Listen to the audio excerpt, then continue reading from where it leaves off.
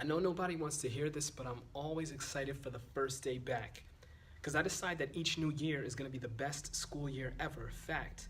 We have the ability and necessity to learn more every single day that we're alive, and we have the challenge of finding, accepting, and imparting our passion for life upon subjects appearing dead, bloodless, sucked dry by a system that attempts to fit them into tiny boxes to fit into tiny crevices in the walls of vast canyons of creativity on which our students thrive. So we better take this seriously.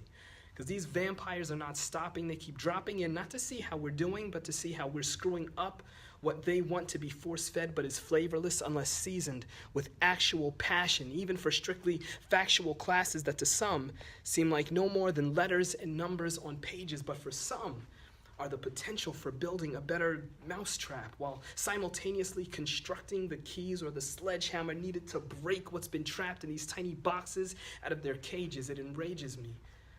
The way that the system's perpetually moving without improving and is blaming the folks that are out there on the stages. When the props are shoddy, the stage is broken, the mics are damaged, the script hasn't been rewritten in ages, and no one's explaining a thing to the parents complaining. Fact. Every moment is packed with enough potential to change each student's life for the better.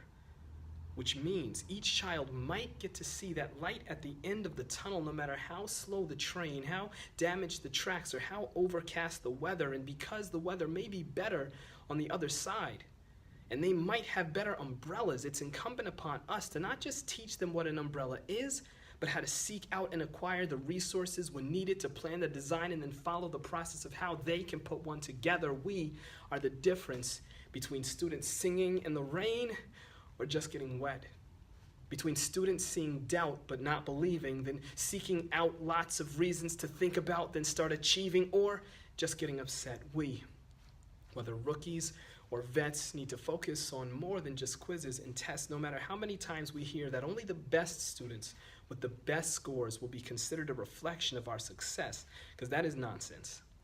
And though I confess that I've been fooled into believing it once upon a time, that mess will never fly in any classroom of mine. I heard a teacher say, we're not paid to like these students or to make them like us. We're paid to teach them.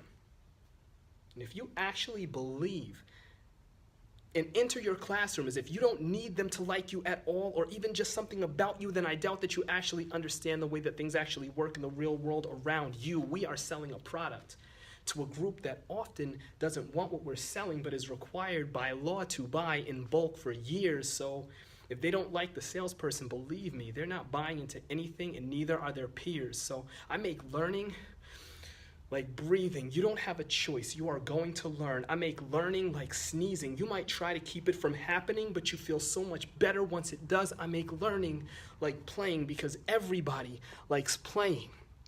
Even though when you get to a certain age, you start feeling like you don't need to, which is why you hear that little voice that you suppress in order to focus on stress. That's your inner child screaming, I can't believe you. Playing is one of the greatest tools for learning, and if you think turning into an adult in any way changes that, when I grow up, I don't want to be you.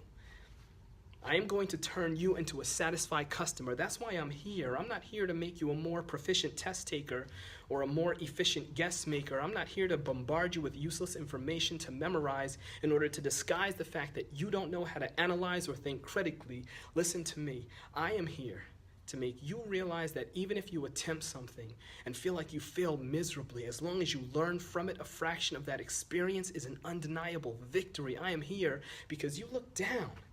And when stress goes down, smiles come up, and for that I'm largely responsible. So I give out facelifts to lift the spirits of those who felt so down. Smiling seemed impossible. We have a responsibility to respond to their potential ability, not what is perceived. Because when you limit what somebody might do, or don't recognize the fact that they've likely been doubted before by somebody like you, you start shredding the unwritten pages of chapters of achievement they didn't even know they were in the process of writing, which is unfair. We shouldn't be stealing the thoughts they haven't had a chance yet to share. So I'm excited for the first day back on the front lines, knowing that I may take hits sometimes, but I'm showing you the fact that I'm going to be back, even though I know not every day brings sunshine. So whether optimist or pessimist, a veteran or new to this, if the glass is half empty, just pour more into it. Feeling like you want to change the world? Well, then do it. Here's your chance. Only thing left to do is to get to it. Let's go back.